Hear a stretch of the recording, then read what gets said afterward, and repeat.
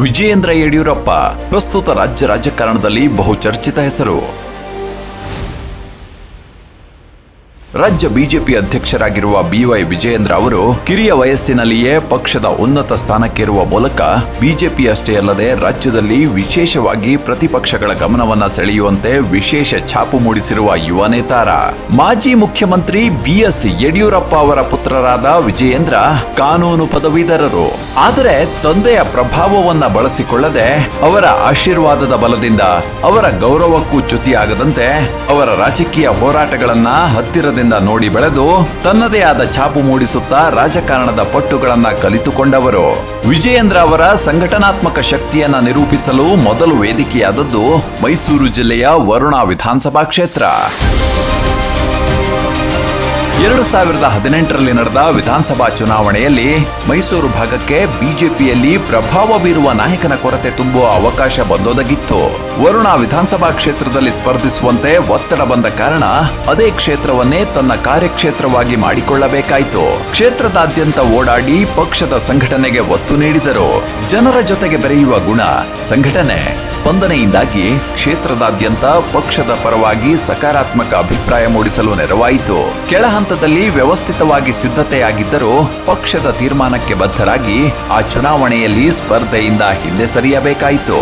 ಈ ಮೂಲಕ ಬಿಜೆಪಿಯಲ್ಲಿ ಪಕ್ಷ ಹಾಗೂ ನಾಯಕರ ಮಾತೆ ಅಂತಿಮ ಎಂಬ ಸಂದೇಶವನ್ನ ಎಲ್ಲ ಕಾರ್ಯಕರ್ತರಿಗೆ ರವಾನಿಸಿದರು. ಇದನ್ನ ಸೂಚ್ಯವಾಗಿ ಗಮನಿಸಿದ ಪಕ್ಷದ ಹೈಕಮಾಂಡ್ ಅವರನ್ನ ಕೆಲವೇ ದಿನಗಳಲ್ಲಿ ಬಿಜೆಪಿ ರಾಜ್ಯ ಯುವ ಮೋರ್ಚಾದ ಪ್ರಧಾನ ಕಾರ್ಯದರ್ಶಿಯಾಗಿ ನೇಮಕ ಮಾಡಿ ಸಂಘಟನೆಯ ಗುರುತರ ಹೊಣೆಗಾರಿಕೆಯನ್ನ ನೀಡಿತ್ತು. ಆದರೆ ವರುಣಾ ಕ್ಷೇತ್ರದಲ್ಲಿ ಆ ಬಾರಿ ಸ್ಪರ್ಧೆ ಮಾಡದೇ ಇದ್ದರೂ ಒಟ್ಟು ಸಂಘಟನೆಯ ಫಲವಾಗಿ ವರುಣಾ ಕ್ಷೇತ್ರದಲ್ಲಿ ಬಿಜೆಪಿ ಪರವಾಗಿ ಗಣನೀಯ ಮತಗಳು ಚಲಾವಣೆಗೊಂಡಿತ್ತು ಎಂಬುದು ಗಮನಾರ್ಹ. ಇದು ಇವರ ಸಂಘಟನೆಯ ಸಾಮರ್ಥ್ಯಕ್ಕೆ ಕನ್ನಡಿಯೂ ಹೌದು. ಬಿಜೆಪಿ ರಾಜ್ಯ ಯುವ ಮೋರ್ಚಾ ಪ್ರಧಾನ ಕಾರ್ಯದರ್ಶಿಯಾಗಿ ಏಪ್ರಿಲ್ 2018ರಲ್ಲಿ ನೇಮಕಗೊಂಡ ನಂತರದ ದಿನಗಳಲ್ಲಿ ಕಾಲಿಗೆ ಚಕ್ರ ಕಟ್ಟಿಕೊಂಡಂತೆ ರಾಜ್ಯದ ವಿವಿಧ ಜಿಲ್ಲೆಗಳಲ್ಲಿ ಪ್ರವಾಸ ಮಾಡಿ ಯುವ ಸಂಘಟನೆಯನ್ನ ಬಲಪಡಿಸಿದರು.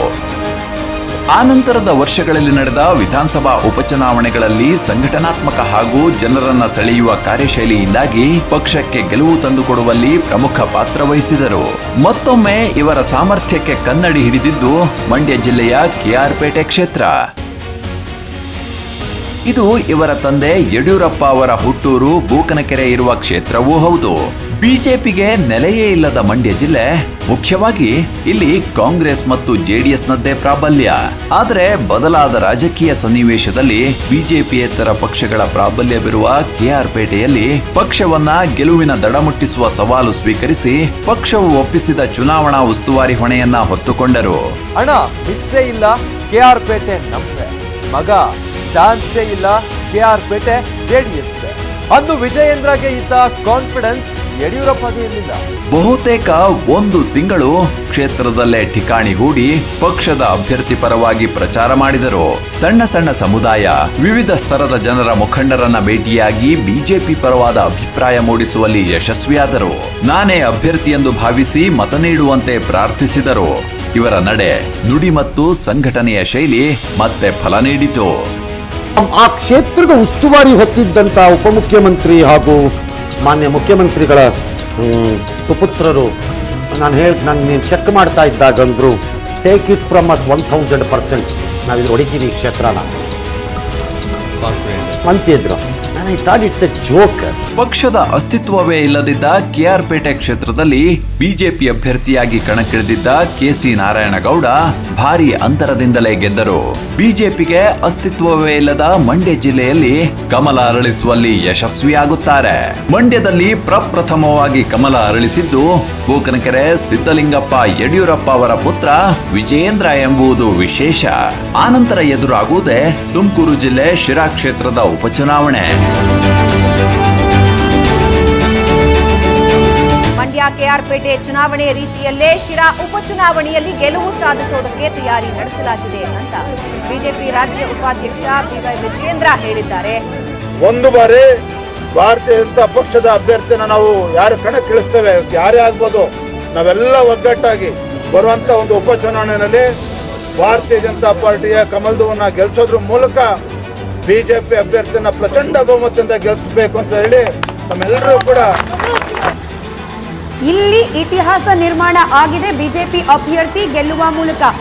ವರುಣದಲ್ಲಿ ಟಿಕೆಟ್ಗೆ ನಕಾರ ಎದುರಿಸೋದ್ರಿಂದ ಹಿಡಿದು ಇವತ್ತಿನವರೆಗೂ ಇದು ಒಂದು ಓಡೋ ಕುದುರೆ ಗೆಲ್ಲೋ ಕುದುರೆ ಅಂತ ಗುರುತಿಸ್ಕೊಳ್ಳೋದ್ರ ತನಕ, ಕಾರ್ಯಕರ್ತರ ಹೆಗಲ ಮೇಲೆ ಕೂತು ಮೆರವಣಿಗೆ ಮಾಡಿಸ್ಕೊಳ್ಳೋದ್ರ ತನಕ it is quite a journey. ಹೀಗೆ 3 ಕ್ಷೇತ್ರಗಳಲ್ಲಿ ನಿರ್ಣಾಯಕ ಎನ್ನಬಹುದಾದ ಸಂಕ್ರಮಣ ಸ್ಥಿತಿಯಲ್ಲಿಯೇ ಇವರ ಸಂಘಟನಾ ಶೈಲಿಯನ್ನ ಪಕ್ಷ ಓರೆಗೆ ಹಚ್ಚುತ್ತದೆ. ಇವರ ಸಾಧನೆ ಮತ್ತು ಸಂಘಟನಾ ಶಕ್ತಿಯನ್ನ ಪಕ್ಷವು ಗುರುತಿಸಿ ಕಿರಿಯ ವಯಸ್ಸಿನಲ್ಲಿಯೇ ರಾಜ್ಯ ಬಿಜೆಪಿ ಉಪಾಧ್ಯಕ್ಷ ಸ್ಥಾನಕ್ಕೆ ನೇಮಿಸುತ್ತದೆ. 2020ರಿಂದ ಪಕ್ಷದ ಉಪಾಧ್ಯಕ್ಷರಾಗಿ ತಮ್ಮ ಹೊಣೆಯನ್ನ ಪರಿಣಾಮಕಾರಿಯಾಗಿ ಮತ್ತು ಯಶಸ್ವಿಯಾಗಿ ನಿಭಾಯಿಸುತ್ತಿರುವ ಅವರು ಭವಿಷ್ಯದ ಭರವಸೆಯ ನಾಯಕ ಎಂದೇ ಪಕ್ಷದಲ್ಲಿ ಛಾಪು ಮೂಡಿಸಿದರು. ವರುಣ, ಕೆಆರ್ ಪೇಟೆ ಹಾಗೂ ಶಿರಾ ಕ್ಷೇತ್ರದಲ್ಲಿ ರಾಜಕಾರಣದ ಪಟ್ಟುಗಳನ್ನ ಯಶಸ್ವಿಯಾಗಿ ಪ್ರಯೋಗಿಸಿ ಪ್ರಸ್ತುತ ಶಿಕಾರಿಪುರ ವಿಧಾನಸಭಾ ಕ್ಷೇತ್ರದ ಜನಪ್ರಿಯ ಶಾಸಕರಾಗಿ ಹೊರಹೊಮ್ಮಿದ್ದಾರೆ. ವಿಜಯೇಂದ್ರ ಅವರ ಸಂಘಟನಾ ಸಾಮರ್ಥ್ಯಕ್ಕೆ ಅತ್ಯಂತ ಚಿಕ್ಕ ವಯಸ್ಸಿನಲ್ಲಿಯೇ ಬಿಜೆಪಿಯ ರಾಜ್ಯಾಧ್ಯಕ್ಷ ಪಟ್ಟ ಸಹ ಒಲಿದು ಬಂದಿತ್ತು. ಚಿಕ್ಕ ವಯಸ್ಸಿನಲ್ಲಿಯೇ ಪಕ್ಷ ರಾಜ್ಯಾಧ್ಯಕ್ಷ ಸ್ಥಾನದಂತಹ ಬಹುದೊಡ್ಡ ಜವಾಬ್ದಾರಿಯನ್ನ ರಾಷ್ಟ್ರೀಯ ನಾಯಕರು ಹೊರಿಸಿದಾಗ ವಿಪಕ್ಷಗಳೇ ಗಾಬರಿಗೊಂಡಿದ್ದವು. ಅಧ್ಯಕ್ಷ ಸ್ಥಾನದ ಜವಾಬ್ದಾರಿಯು ಸ್ವತಃ ಪ್ರಧಾನಿ ಮೋದಿ ಅವರು, ಗೃಹ ಸಚಿವ ಅಮಿತ್ ಶಾ ಅವರು ಹಾಗೂ ರಾಷ್ಟ್ರೀಯ ಅಧ್ಯಕ್ಷರಾದ ಶ್ರೀ JP ನಡ್ಡಾ ಅವರ ಆಯ್ಕೆಯಾಗಿತ್ತು. ರಾಷ್ಟ್ರೀಯ ನಾಯಕರೆಲ್ಲರೂ ಒಕ್ಕೊರಲಿನಿಂದ ಜವಾಬ್ದಾರಿ ವಹಿಸಿದ ಮರುಕ್ಷಣವೇ ಗಾಂಧಿನಗರ ವಿಧಾನಸಭಾ ಕ್ಷೇತ್ರದ ಬೂತ್ ಅಧ್ಯಕ್ಷರ ಮನೆಗೆ ಧಾವಿಸಿ ಬಿಜೆಪಿಯಲ್ಲಿ ರಾಷ್ಟ್ರೀಯ ಅಧ್ಯಕ್ಷರಿಗೆ ಎಷ್ಟು ಗೌರವ ಇದೆಯೋ ಬೂತ್ ಅಧ್ಯಕ್ಷರಿಗೂ ಅಷ್ಟೇ ಗೌರವ ಎಂಬ ಸಂದೇಶ ರವಾನಿಸಿ ಪಕ್ಷದ ಕಾರ್ಯಕರ್ತರಲ್ಲಿ ಹೊಸ ಹುಮ್ಮಸ್ಸನ್ನ ಮೂಡಿಸಿ ಪಕ್ಷದ ಪರ ಉತ್ತಮ ವಾತಾವರಣ ನಿರ್ಮಾಣವಾಗುವಂತೆ ಮಾಡಿದರು. ನಂತರ ಕಾಲಿಗೆ ಚಕ್ರ ಕಟ್ಟಿಕೊಂಡವರಂತೆ ರಾಜ್ಯದ ಎಲ್ಲಾ ಜಿಲ್ಲೆಗಳ ಪ್ರವಾಸ ಕೈಗೊಂಡು ಕಡಿಮೆ ಅವಧಿಯಲ್ಲಿಯೇ 10,000 ಕಿಲೋಮೀಟರ್ಗೂ ಹೆಚ್ಚು ಪ್ರವಾಸ ಕೈಗೊಂಡ ಅಧ್ಯಕ್ಷರೆಂದು ಮಾಧ್ಯಮಗಳೇ ಬಣ್ಣಿಸಿದವು. ವಿಜಯೇಂದ್ರ ಅವರು ರಾಜ್ಯಾಧ್ಯಕ್ಷರಾದ ಮೇಲೆ ಬಿಜೆಪಿ ಕಾರ್ಯಕರ್ತರಲ್ಲಿ ಕಂಡುಬರುತ್ತಿರುವ ಉತ್ಸಾಹ, ಪಕ್ಷದಲ್ಲಿ ನಮೋ ವಿಜಯ ಎಂಬ ವಾತಾವರಣ ಎಲ್ಲೆಡೆ ಸೃಷ್ಟಿಯಾಗಿದೆ. ಭ್ರಷ್ಟ ಕಾಂಗ್ರೆಸ್ ಸರ್ಕಾರದ ಮಹರ್ಷಿ ವಾಲ್ಮೀಕಿ ಅಭಿವೃದ್ಧಿ ನಿಗಮದ ಬಹುಕೋಟಿ ಹಗರಣ ಹಾಗೂ ಮುಖ್ಯಮಂತ್ರಿಗಳ ಮೈಸೂರು ಮೂಡಾ ಹಗರಣದ ವಿರುದ್ಧ ಸದನದಲ್ಲಿ ಪ್ರಬಲವಾಗಿ ಹೋರಾಟ ನಡೆಸಿದರು. ಮೂಡಾ ವಿಷಯದಲ್ಲಿ ಸದನದಲ್ಲಿ ಚರ್ಚೆಗೆ ಅವಕಾಶ ನೀಡದ ಸರ್ಕಾರದ ವಿರುದ್ಧ ಸದನದಲ್ಲಿ ನಡೆಸಿದ ಅಹೋರಾತ್ರಿ ಧರಣಿ ಯಡಿಯೂರಪ್ಪನವರ ಹೋರಾಟದ ದಿನಗಳನ್ನೇ ನೆನಪಿಸಿತು.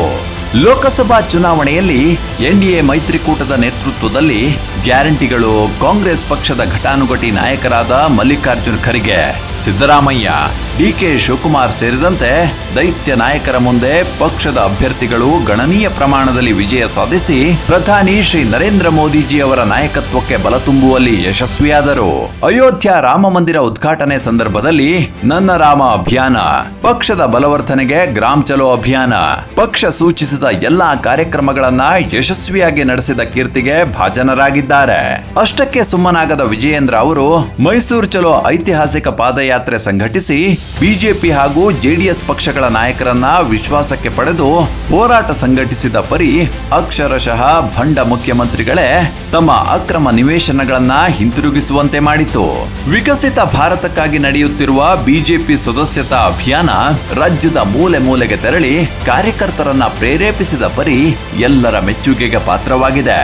ಕುಹಕಗಳು, ನಿಂದನೆಗಳು, ಟೀಕೆಗಳು ಎಷ್ಟೇ ಎದುರಾದರೂ ಸಮಚಿತ್ತದಿಂದ ಮಾತನಾಡುವ ಪ್ರಬುದ್ಧತೆಯೇ ವಿಜಯೇಂದ್ರ ಅವರ ವ್ಯಕ್ತಿತ್ವದ ಸೂಚಕ. ರಾಜ್ಯಾಧ್ಯಕ್ಷ ಜವಾಬ್ದಾರಿ ಹೊತ್ತು ಯಶಸ್ವಿ 1 ವರ್ಷ ಪೂರೈಸಿ ಮುನ್ನಡೆಸುತ್ತಿದ್ದಾರೆ. ಎಲ್ಲರನ್ನೂ ಒಳಗೊಂಡು ಒಟ್ಟಾಗಿ ಸಾಗುವ, ಸಕಲರಿಗೂ ಲೇಸನ್ನ ಬಯಸುವ ವಿಜಯೇಂದ್ರ ಯಡಿಯೂರಪ್ಪನವರ ನಾಯಕತ್ವದಲ್ಲಿ ಕರ್ನಾಟಕದಲ್ಲಿ ಭಾರತೀಯ ಜನತಾ ಪಕ್ಷದ ಬೇರುಗಳು ಮತ್ತಷ್ಟು ಸದೃಢಗೊಂಡು ಮುಂಬರುವ ಚುನಾವಣೆಗಳಲ್ಲಿ ಉತ್ತಮ ಫಲ ನೀಡುತ್ತವೆ ಎಂಬುದರಲ್ಲಿ ಯಾವುದೇ ಅನುಮಾನವಿಲ್ಲ.